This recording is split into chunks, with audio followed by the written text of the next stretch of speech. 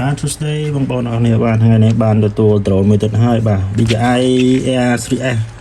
បាទបញ្ហាគ្រោះថ្នាក់លើអាកាសបាទបុកដាច់ Gimbal បាក់ជើង Gimbal ហើយនឹងបាក់ sensor អស់ហើយបាទចឹងលទ្ធផលយ៉ាងណាខ្ញុំអត់ទាន់សន្និដ្ឋានបានទេឥឡូវយើងធ្វើការជួសជុលបាទជួសជុលហើយយើងនឹងបង្ហាញលទ្ធផលជូនបងប្អូនទស្សនានៅវីដេអូបន្តបាទសូមអរគុណ